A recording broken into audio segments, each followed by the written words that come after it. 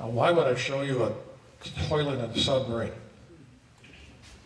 Because young boys think this is the funniest thing they've ever heard, although I'm sure that the crewmen didn't think so. Now, the submariners here would correct me quickly if I'm wrong, but to flush that toilet at 200 feet underwater, there's a 12-step process. And if you did not follow the steps accordingly, it would backflush on you. So we can imagine, especially these young boys who think, oh, wouldn't that be a hoot? And one of our volunteer seamen said he has seen it twice, smelled it twice, and that is enough for him. It's not a pretty occasion, but technology.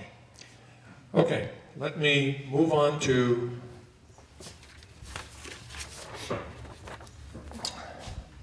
the war patrols.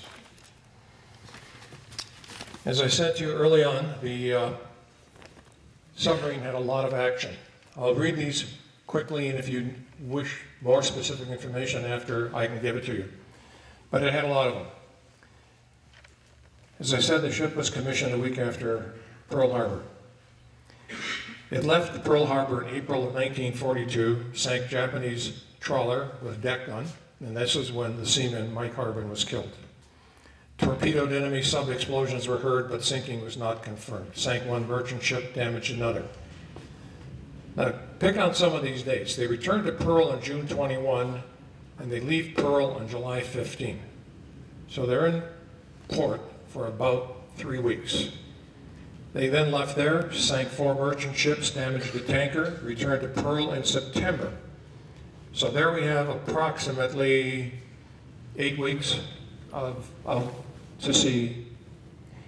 Following that, damaged destroyer, merchant ship, ended their patrol in Brisbane, Australia in November of 1942.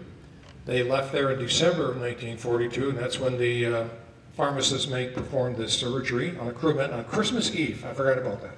On Christmas Eve. Merry Christmas. We're going to take your appendix out with an amateur. That would be cool. They sank a tanker, 3 merchant ships. A severe depth charge followed, aerial bombing attack, much damage, returned to Pearl again in January.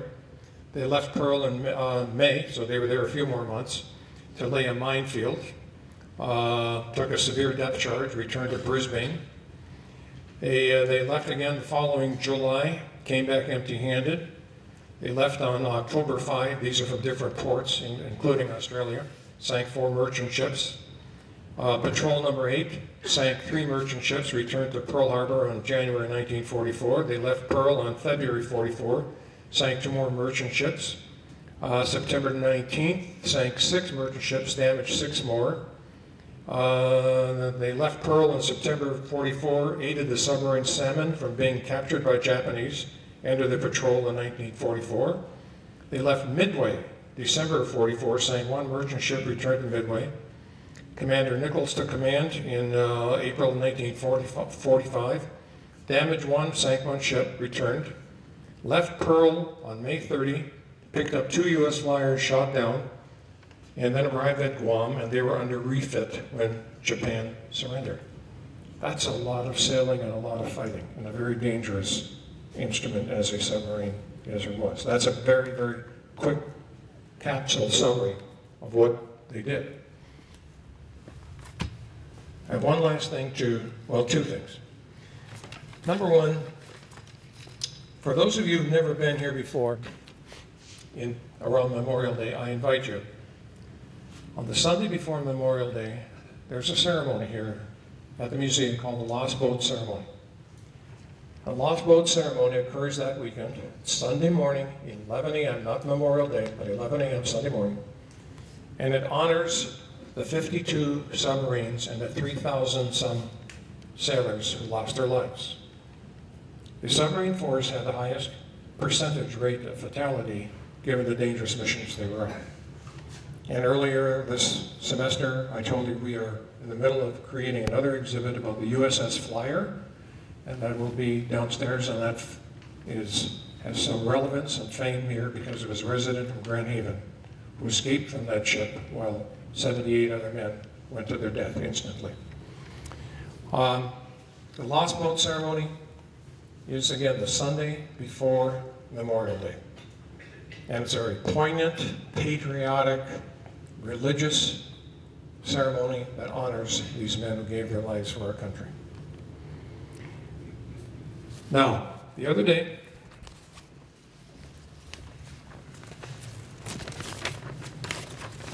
received a very interesting letter that I'm going to read to you.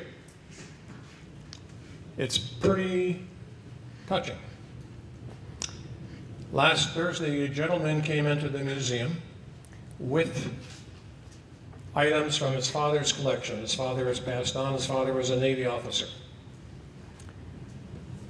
His grandfather, the gentleman who came in, was at Pearl Harbor on December 7, 1941. He moved around, and you'll hear that story.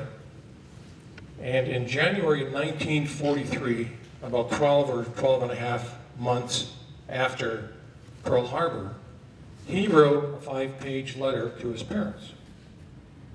Now, you have heard about censoring, you've heard about communication being kept minimal. What he did with this letter was he gave it to a friend who was coming back to the States for another purpose. And he said, I want you to mail this to my parents. And his friend did. So his parents had this letter that has been passed down to his son and grandson. And he's giving, this is not the original copy. The original copy is very like onion skin paper, but it was typed out, no computers.